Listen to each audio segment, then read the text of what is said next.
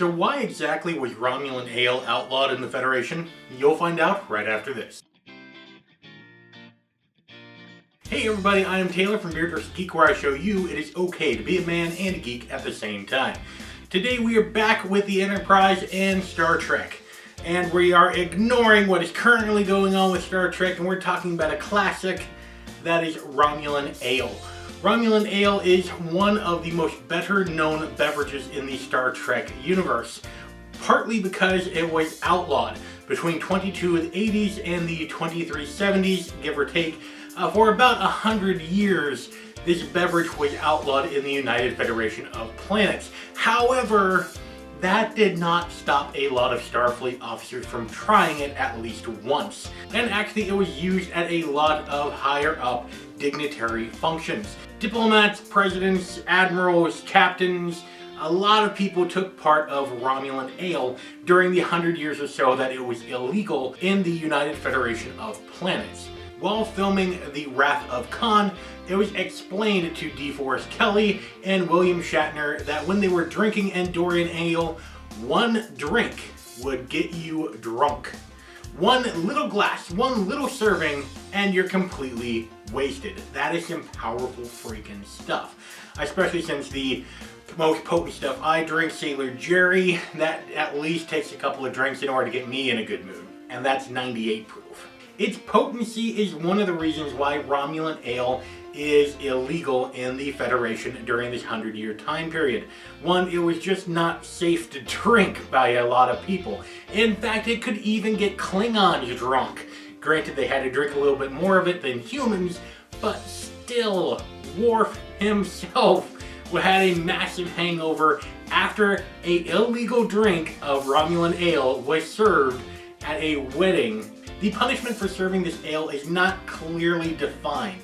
It could be anywhere from confiscation of the beverage all the way to spending a little time in prison. It's not exactly clear what it is. But if you think that regulation on it was really gone after like prohibition, that admirals and captains would be a little bit more hesitant to serve it at dignitary functions. But in the end, why is it illegal in the first place? Well, this comes down to relations between the Federation and the Romulan Star Empire. You see, they haven't exactly been on the best of terms. In fact, when they met the first time, the starship Enterprise almost got blown up in a minefield, and two of the officers could have easily lost their lives. And since that incident, relations between the Romulan Star Empire and the United Federation of Planets have been, at best, sketchy. And part of their relationship that did not exactly jive was setting up a neutral zone between the two powers and establishing trade embargoes on each other. And one of the things that the Federation imposed an embargo on was Romulan ale. One of the Empire's most popular achievements in the galaxy had a massive embargo on it, thus making the Empire go through less than legitimate ways in order to sell this beverage to meet the demand that was living in the Federation. A common analogy to relate Romulan ale would be a Cuban cigar in the United States. Cuba was known for its cigars and for its earthy taste, and therefore when the embargo was put upon it, a lot of Americans did not like that at all. And in fact, one of the big joys of relinquishing that embargo on Cuba during the Obama administration was the fact that Americans could finally get some Cuban cigars. Granted, the process is a little tedious, but still, you can enjoy that wonderful taste. And likewise, in Star Trek, this embargo was lifted as well. Shortly after the Dominion War ended, when the Romulans and the Federation had to work together in order to defeat the Dominion, the embargo was lifted by the Federation as an effort to improve relations with the Romulans.